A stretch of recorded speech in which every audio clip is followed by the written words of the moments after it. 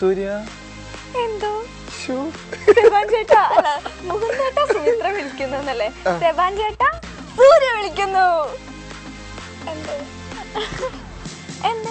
നന്നായിട്ടുണ്ട്.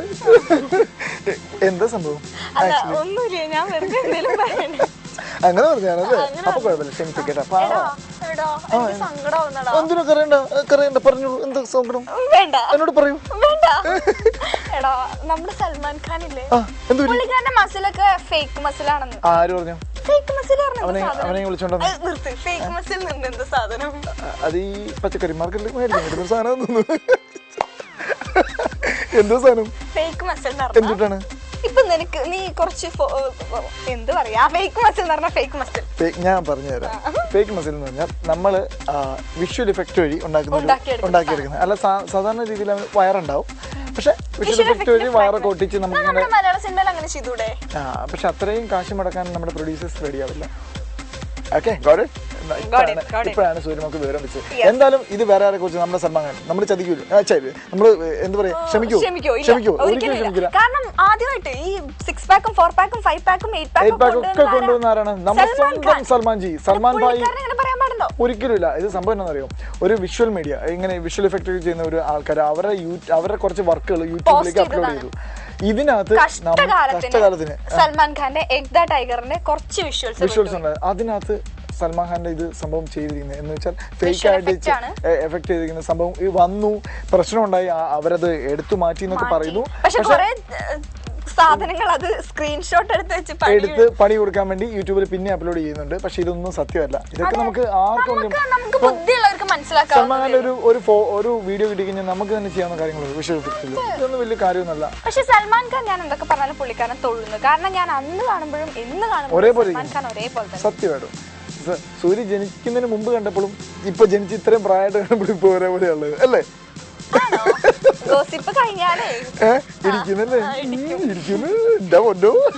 എന്തായാലും നമുക്ക് ഇതൊരു എന്താ പറയാ വിഷമ വരുത്തുന്ന ഒരു കാര്യമാണ് അല്ലേ? ഭയങ്കരമായിട്ട് എനിക്ക് വിഷമമാണ്. കാരണം നമ്മൾ ഒരുപാട് സ്നേഹിക്കുന്ന ഒരു വ്യക്തിയാണ്. അത് മാത്രമല്ല ആരാധകരോട് പ്രേക്ഷകരോട് ഒരുപാട് സ്നേഹമുള്ള ഒരു വ്യക്തിയാണ്. ഭയങ്കര ബഹുമാനം സൽമാൻ ഖാൻ. എന്തായാലും നമ്മൾ ഇതിനെതിരെ ശക്തമായി പ്രതികരിക്കുന്നു അല്ലേ? ഇതുപോലത്തെ വിക്രികൾ, ഇതുപോലത്തെ ചീത്തത്തരങ്ങൾ കാണിക്കരുത്. അപ്പൊ നമുക്ക്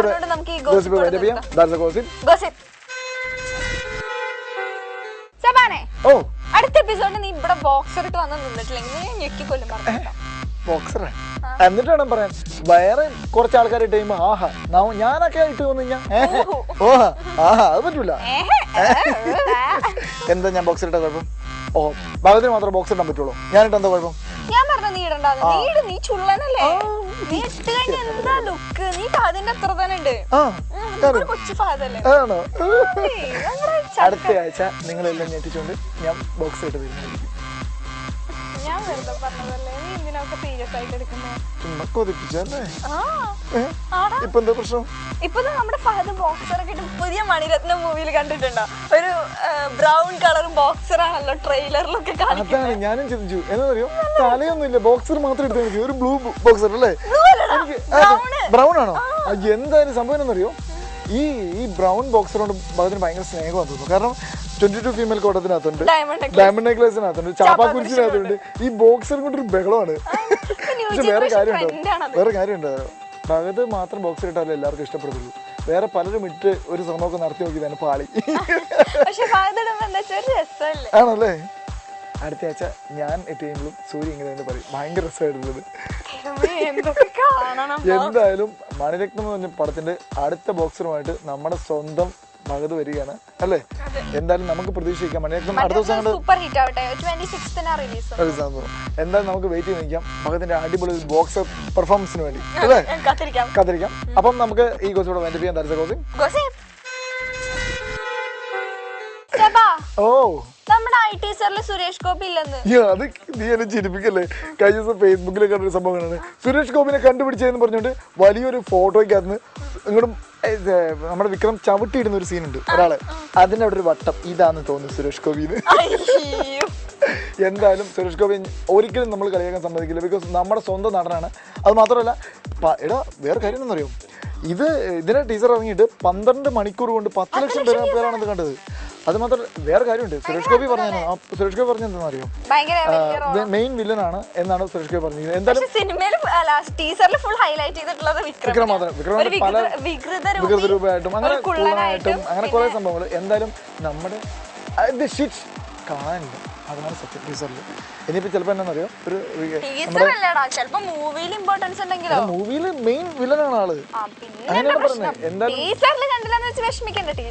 എനിക്ക് തോന്നുന്നറിയോ, മലയാളികൾക്ക് ഒരു എന്തായാലും ഞാൻ വിചാരിക്കുന്നറിയോ, ഒരു സസ്പെൻസ് പോലെ സുരേഷ് ഗോപി പടത്തിലേക്ക് അങ്ങ് എൻട്രി ചെയ്യുമ്പോൾ നമ്മളെല്ലാം സുരേഷ് ഗോപിനെ കാണാൻ വേണ്ടി എന്തായാലും ചെല്ലും അല്ലേ, ഉറപ്പായിട്ട്. എന്തായാലും നമുക്ക് പ്രതീക്ഷിക്കാം. എനിക്ക് സുരേഷ് ഗോപിനെ ഇഷ്ടം വിക്രമിനെയാണ്. എനിക്ക് സുരേഷ് ഗോപിനെ ഇഷ്ടം. എനിക്ക് വിക്രമിനെ ഇഷ്ടം. കളിക്കല്ലേ, തിരിച്ചടിച്ച് ഓടിച്ചോളൂ ഞങ്ങള് കേട്ടോ. എന്തായാലും നമുക്ക് വെയിറ്റ് ചെയ്യാം. നമുക്ക് വെയിറ്റ് ചെയ്യാം വിക്രമിന് വേണ്ടി, സുരേഷ് ഗോപിക്ക് വേണ്ടി ഞങ്ങൾ വെയിറ്റ് ചെയ്യുന്നതായിരിക്കും. അപ്പൊ ഞങ്ങള് ഒരു പാട്ടുണ്ടല്ലോ, ഈ അടിയിടിയിൽ സൂപ്പർ പാട്ട് കേട്ടിട്ട്, ഒരു സൂപ്പർ പാട്ടുണ്ട് പെട്ടെന്ന്.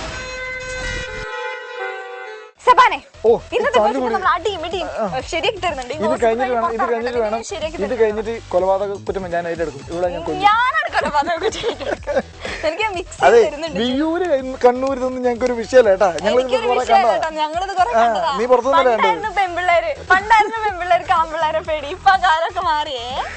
ഞങ്ങള് ജയിലൊക്കെ കുത്തിരില്ല, പുത്തിരി കേട്ടാ. ഞങ്ങളുടെ കുത്തിരി കുത്തിരി. എന്തായാലും നീ ജയിലിൽ കണ്ടിട്ടുണ്ടോ? പുറന്നല്ലേ കണ്ടത്? അതെ, ഞാൻ ജയിലിൽ കുറെ വട്ടം കണ്ടിട്ടുണ്ട്. അതാണ്. പിന്നെ ഞാൻ ഒരു വട്ടം ജയിലിൽ പോയിട്ടുണ്ട്. അത് എനിക്ക് ആദ്യം കണ്ടപ്പോഴേ എനിക്ക് തോന്നിയായിരുന്നു ജയിലിൽ പോയിട്ടുണ്ട്. സ്വപ്നത്തിലാണോ? ഇപ്പഴേ കുഴപ്പമില്ല. എന്തായാലും ഇന്ന് കൊല്ലിന് അടിയിടിയും ഒക്കെ ആയിട്ട് നമ്മള് പൊളിച്ചു. അത് മാത്രമല്ല, അത് മറക്കരുത്. കൊച്ചു കുട്ടികളോട് വരെ പറഞ്ഞു കൊടുക്കുക, നമ്മളും നമ്മുടെ നാടിനെ സൂക്ഷിക്കണം. കൊച്ചി എന്ന് പറയുമ്പം ഇപ്പൊ